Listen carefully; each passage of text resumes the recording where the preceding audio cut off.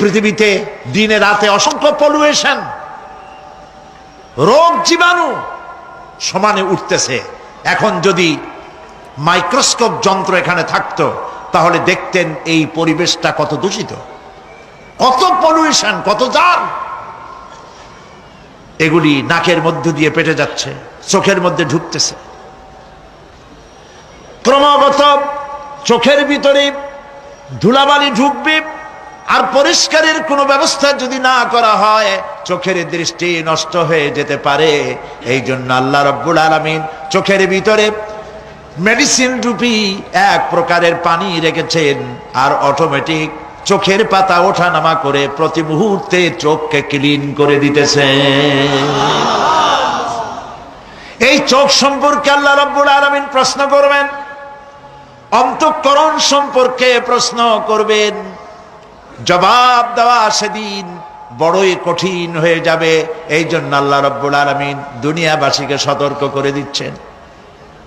তিনি আরো বলছেন, ওয়ালাকাদ খালাকনাল ইনসানা ওয়া না'লামু মা তুওয়াসবিসু বিহি নাফসু ওয়া নাহনু আকরাবু ইলাইহি মিন হাবলিল ওয়ারিদ। মানুষ সৃষ্টি করেছি আমি, তার অন্তঃকরণে কি চিন্তা হয়, কি কল্পনা হয় তাও জানি আমি। আর আমি আমার বান্দার যেই সাহারাগের উপরে মাথাটা খাড়া আছে, এই রোগের চাইতেও আমি বান্দার বেশি নিকটে। আল্লাহ পাক গোপন রাখেন নাই, বলে দিছেন আমি কিন্তু এখানে আছি। সুবহানাল্লাহ। আচ্ছা বলেন তো আল্লাহ কোথায় আছেন? এটি একটি মুশকিলের প্রশ্ন। সাধারণত লোকেরা বলে আল্লাহ সব জায়গায় আছে।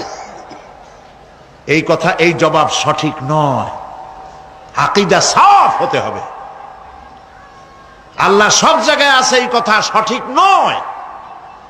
যদি আল্লাহ সব জায়গায় থাকেন তাহলে দুনিয়ার সব জায়গা ভালো না, কিছু কিছু খারাপ আছে। তাহলে খারাপ জায়গায়ও থাকতে হয়। নাউযুবিল্লাহ বলেন। আল্লাহ কোথায় আছে এই প্রশ্ন আল্লাহরই করি। সওয়ালে মুকদ্দারের জবাব, পৃথিবীর মানুষ আল্লাহকে প্রশ্ন করবে তুমি কোথায় আছো। রব্বুল আলামিন প্রশ্ন করার আগে জবাব দিয়ে দিয়েছেন, আর রাহমানু আলাল আরশি ইস্তাওয়া। আল্লাহ পাক আরশে আজিমে আছেন। কোথায় আছেন বলে? এক আঙ্গুল আকাশের দিকে উঁচু করে বলেন আল্লাহ কোথায় আছেন? আরশে আজিমে আছেন। সুবহানাল্লাহ। তবে আরশে আজিমে আছেন যে অবস্থা এমন নয় যে তিনি সাংঘাতিক রকমের কুয়াশার কারণে বাংলাদেশে কি হইতেছে তা দেখতে পান না। সে আল্লাহ রাব্বুল আলামিন সব কথা পরিষ্কার করে বলেছেন, আমি তোমার ঘাড়ের কাছে। তার মানে আল্লাহর ইলম, তার নজর, তার সামা এবং তার বাসার, তার দেখা, তার শোনা, তার ইলম সবটা আমাকে ঘিরে আছে, আমি তার বাইরে নাই।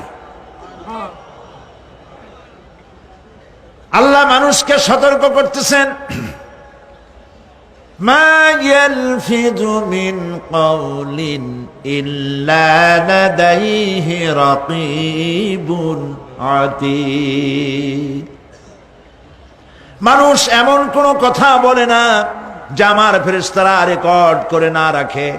যা করো তাও লেখা হয়, যা বলো তাও লেখা হয়ে যায়। দুনিয়ায় গোয়েন্দা বিভাগ আছে, আমার দেশে গোয়েন্দা বিভাগ আছে না? কি নাম কত দুই একটা আন্দাজে কইলো আছে। CID, DIB, DFI, army intelligence, কত রকম গোয়েন্দা আছে, কত বাহিনী আছে আপনি টের পাবেন না। পাগড়ি একটা বান্ধি আপনার সামনে বসা, আপনি বুঝবেন না যে আপনার আমলনামা রেকর্ড করতেছে ওখানে বসে। আপনি তো মনে করেছেন দরবেশ সাহেব 6 সেল্লা দিয়ে আসছে, কিন্তু তিনি গভর্নমেন্ট অফিসার, আপনার সর্বনাশ করতেছে, আপনি টের পাচ্ছেন না। এইটা যদি মানুষের রাষ্ট্র ঠিক রাখার জন্য দুনিয়ার সরকারের দরকার হয়, তাহলে আল্লাহ পাকের এই বিশাল সাম্রাজ্য রক্ষা করার জন্য আল্লাহর গোয়েন্দা বিভাগ নাই? আল্লাহ রাব্বুল আলামিন তার গোয়েন্দা বিভাগ কাজ করতেছি, আমরা বিশ্বাস করি না, আমরা বুঝতে পারি না, যার জন্য অন্যায়ের মধ্যে লিপ্ত হয়ে যাই। একবার আমি লন্ডন শহরে রাত্রে যাচ্ছি, রাত 2টা-2:30 হবে। প্রতিমধ্যে রেড সিগন্যাল জ্বলল, গাড়িটা থামায় দিল, সামনে আর গাড়ি টাড়ি নেই। আমি ড্রাইভারে বললাম যে গাড়ি টাড়ি তো নাই সামনে, আমরা তো ইচ্ছা করলে যেতে পারি। ড্রাইভার বলল পারি, কিন্তু যাব না। কেন যাবেন না? বলল যে এই সিগন্যালের সাথে ক্যামেরা আছে, অটোমেটিক ক্যামেরা। আমি যদি এখান থেকে এটাকে ক্রস করি তাহলে আগামীকাল কোর্ট থেকে আমার নামে চিঠি আসবে। রাত 2:45, এই রঙের গাড়ি, এত নাম্বার গাড়ি, এবং আপনার চেহারা শরীফ এই, আপনি রাত 2:45 সময় রেড সিগন্যাল অমুক এলাকা থেকে ক্রস করেছেন, মেহেরবানি করে কোর্টে আসেন আর জরিমানা দিয়ে যান। এই লোকটি এইখানে ক্যামেরা আছে, এটা চোখে দেখছে, সেই জন্য বিশ্বাস করলো। কিন্তু এই ক্যামেরায় স্ন্যাপ নেওয়ার জন্য কোনো ক্যামেরাম্যান নাই, অথচ গাড়ি ক্রস করলেই, ওভার স্পিড করলেই ছবি তুলে ফেলবে। এই বুদ্ধিটা কে দিছেন? যিনি এই বুদ্ধিটা দিলেন তার কাছে এমন কোনো বুদ্ধি নাই যে আপনার আমার অনবরত অটোমেটিক ক্যামেরা দিয়ে জীবনের সব কিছু আমাদের ধরে রাখে, এরকম কোনো ক্যামেরা থাকতে পারে না। পারে কি না? কিন্তু আমাদের কপাল খারাপ। ওই যে সিগারেটের প্যাকেটে লেখা আছে সংবিধিবদ্ধ সতর্কীকরণ, ধূমপান স্বাস্থ্যের জন্য ক্ষতিকর। প্যাকেটে লেখা আছে, হাতের মুঠায় ধরিয়া সিগারেট ধরে টান মারিয়া উপরে ফু দিয়া তাকায় দেখে ফু যায় কদ্দূর। ওইখানে ক্যামেরার সাথে কোনো মানুষ নাই, ক্যামেরা আছে তাই বিশ্বাস করে, কিন্তু আল্লাহর ক্যামেরাগুলি চোখে দেখে না। ওখানে যেমন রেড বর্ডার আছে, আল্লাহ রাব্বুল আলামিন জীবনের প্রত্যেকটি মোড়ে মোড়ে রেড বর্ডার লাগায় দিয়েছেন। জেনা করো না, একটি রেড সিগন্যাল। মদ পান করো না, আরেকটি রেড সিগন্যাল। মিথ্যা কথা বলো না, আরেকটি রেড সিগন্যাল। অহংকার করো না, আরেকটি রেড সিগন্যাল। বউকে বেপর্দা করো না, আরেকটি রেড সিগন্যাল। সুদ খেও না, ঘুষ খেও না, আরেকটি রেড সিগন্যাল। অসংখ্য রেড সিগন্যাল দিয়ে আল্লাহ পাক বলছেন তিলকা হুদুদুল্লাহ, এই হচ্ছে আল্লাহর বর্ডার, ফালা তাতাদুহা, অতএব আল্লাহর বর্ডারকে ক্রস করো না। কে নিষেধ করেছেন? কে নিষেধ করেছেন? মানুষেরা বিশ্বাস করে না। আল্লাহ রাব্বুল আলামিন কোরআনে কারীমের মধ্যে বলছেন ইয়ালামু খায়িনাতাল আ'য়ুনি ওয়া মা তুখফিস সুদূর। তোমার কথাগুলি রেকর্ড হয়, তোমার কাজগুলি রেকর্ড হয়, এমনকি তোমার মনের ভিতরে যে কল্পনা হয় সেগুলো রেকর্ড হয়। আর চোখে কি লুকোচুরি খেলে আল্লাহ তাও জানতে পারে। সানগ্লাস পরে চোখের ফাঁক দিয়া কারে দেখো, কেউ টের পায় না। টের পায় কে? জোরে বলেন আল্লাহ পাক। মহান আল্লাহ রাব্বুল আলামিন বলেন কোন গুনার কাজ করে, কোন সামান্যতম গুনার কাজ করেও এড়াতে পারবে না, এবং সামান্যতম ভালো কাজ করলেও তাতে পুরস্কার থেকে মাহরুম হবে না। আল্লাহ পাক বলেন ওয়া ইন কানা মিসকালা হাববাতিন মিন খারদালিন আতাইনা বিহা ওয়া কাফা বিনা হাসিবিন। একটি সরিষা পরিমাণ আমলকেও আল্লাহ পাক কিয়ামতে হাজির করবেন। হিসাব নেওয়ার জন্য আল্লাহ পাক বলেন আমি যথেষ্ট। সুবহানাল্লাহ বলেন। হিসাব নেওয়ার জন্য আল্লাহ পাক যথেষ্ট। হযরত ওমর রাদিয়াল্লাহু তাআলা আনহু আমিরুল মুমিনিন, খলিফাতুল মুসলিমিন হযরত ওমর ইবনুল খাত্তাব বলেন রাদিয়াল্লাহু তাআলা আনহু। সুবহানাল্লাহ। কোথা থেকে আল্লাহ কোথায় নিয়ে গেছেন? নবীর হত্যা করতে আসছিলেন, আর আল্লাহ তারে কোথায় নিয়ে গেছেন? সুবহানাল্লাহ। নবীজি বলেছেন লা নবিয়্যা বাদি ওয়ালা রাসূলা, আমার পরে নবীও হবে না, রাসূল হবে না। যদি কেউ নবী বা রাসূল হইতো, কে হইতো? ওমরে আল্লাহ নবী বানাই দিতেন। সুবহানাল্লাহ। সেই ওমরের কতটুকু জানি আমরা? অনেক কিছুই জানি না। হযরত ওমর রাদিয়াল্লাহু তাআলা আনহু অন্ধকার রাত্রে একদিকে যাচ্ছিলেন, পেছনে কিছু লোক ছিল। হঠাৎ করে তিনি প্রশ্ন করলেন, আচ্ছা তোমাদের মধ্যে কেউ কি বলতে পারো কোরআনে কারীমের মধ্যে সব থেকে হতাশাব্যঞ্জক আয়াত কোনটি?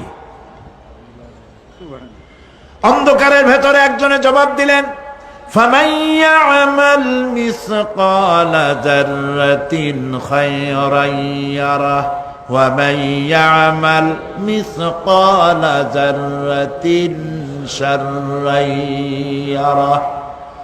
এর অর্থ হলো, যদি কেউ যারা পরিমাণ সরিষা পরিমাণ ভালো কাজ করে কিয়ামতে সেটা দেখতে পাবে, আর যদি সামান্য সরিষা পরিমাণ গুনার কাজও করে, খারাপ কাজ করে, সেটা দেখতে পাবে। এই আয়াতটি যখন নাজিল হয়, এই সূরা যখন নাজিল হয়, হযরতে আবু সাঈদ খুদরি রাদিয়াল্লাহু তাআলা আনহু তিনি রাসূলুল্লাহকে প্রশ্ন করলেন, ইয়া রাসূলুল্লাহ, আল্লাহ যে আয়াত নাজিল করলেন, কিয়ামতের দিন আমি কি আমার এমনকি ছোট্ট পাপও কি দেখতে পাবো? আল্লাহর নবী বললেন, আল্লাহ বলেছেন অবশ্যই দেখতে পাবা।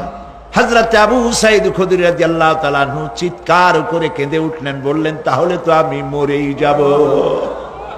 আমার ছোট্ট পাপটাও যদি আমি দেখি কিয়ামতে, আমি তো মরে যাব।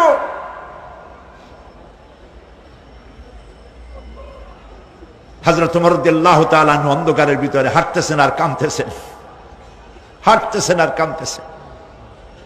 কিছু দূর অগ্রসর হয়ে তিনি প্রশ্ন করলেন, আচ্ছা কেউ কি বলতে পারো কোরআনে কারীমের মধ্যে সব থেকে আশাব্যঞ্জক আয়াত কোনটি?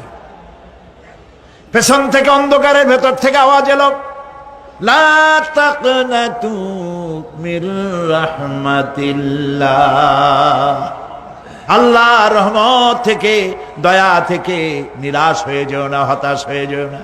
হযরত ওমর কাঁদতে কাঁদতে জিজ্ঞেস করলেন, তোমাদের মধ্যে আব্দুল্লাহ ইবনে মাসউদ আছে নাকি? হযরত আব্দুল্লাহ ইবনে মাসউদ বললেন, আমি তো বললাম, আমি জবাব দিলাম। সুবহানাল্লাহ। রাইসুল মুফাসসিরিন হযরত আব্দুল্লাহ ইবনে মাসউদ রাদিয়াল্লাহু তাআলা আনহু, তার পা খুব ছোট ছিল। হাদিস শরীফে এসেছে, সাহাবীরা তার পা দেখে একটু মুস্কি মুস্কি হাঁটতেছিল, এত ছোট পা। নবী করিম সাল্লাল্লাহু আলাইহি ওয়াসাল্লাম বললেন, আব্দুল্লাহ ইবনে মাসউদের পা ছোট দেখে হেসো না। কিয়ামতের দিন আব্দুল্লাহ ইবনে মাসউদের ছোট্ট পাটা উহুদ পাহাড়ের চাইতে ওজন বেশি হয়ে যাবে। সুবহানাল্লাহ, সুবহানাল্লাহ। প্রিয় ভাই সব, এই হচ্ছে নবী করিম সাল্লাল্লাহু আলাইহি ওয়াসাল্লাম। তিনি মানুষের সামনে এসব কথাগুলি পরিষ্কার করে বলে দিয়েছেন। সেদিন কোন উপায় থাকবে না, সেই কিয়ামতের মাঠ।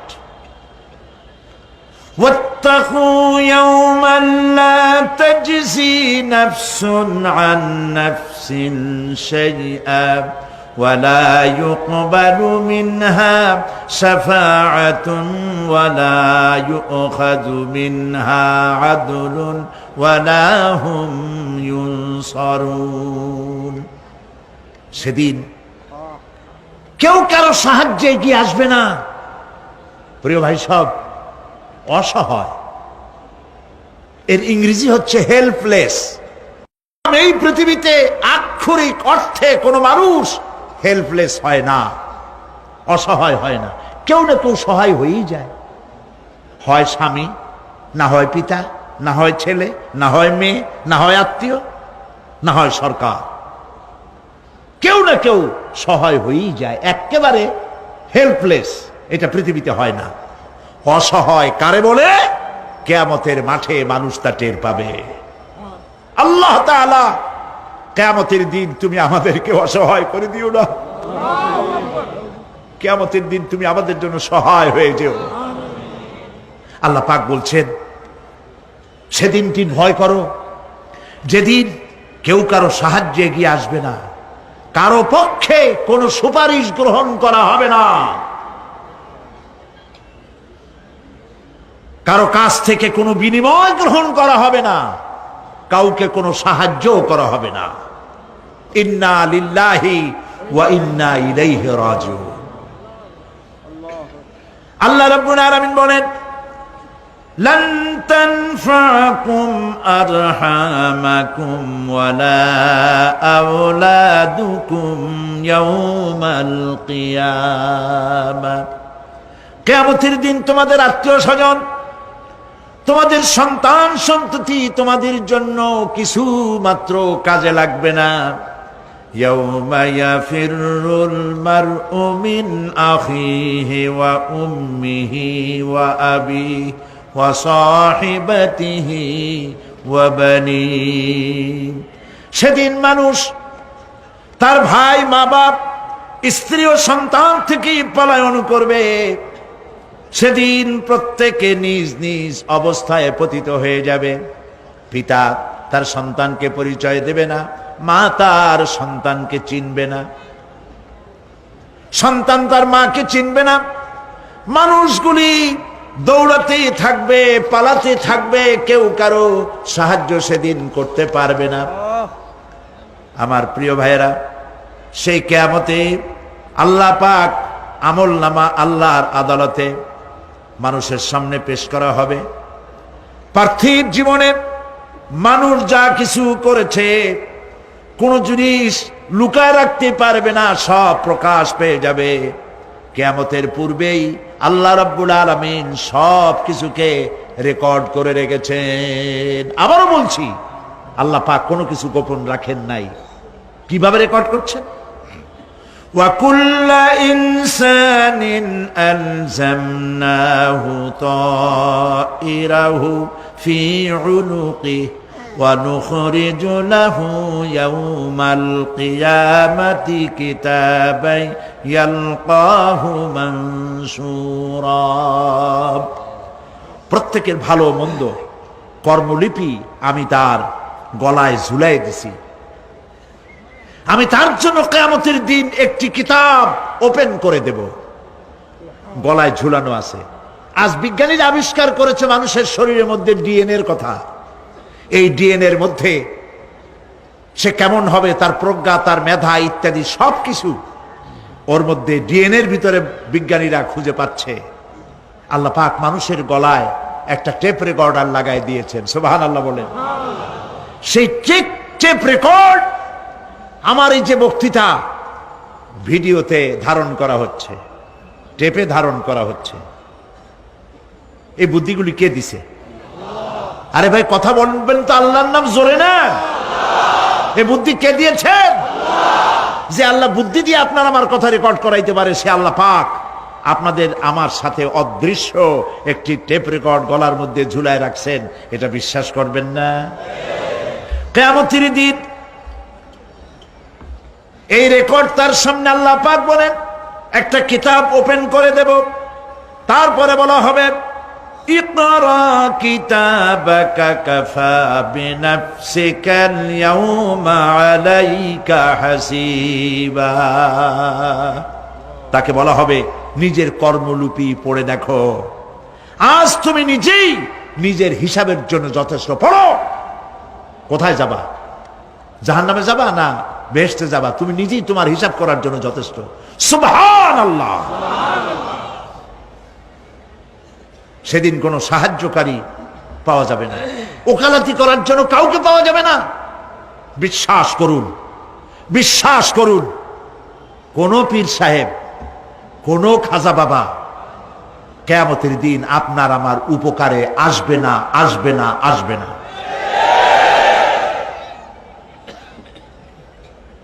আমল ভালো হবে, আল্লাহ ক্ষমা করবেন।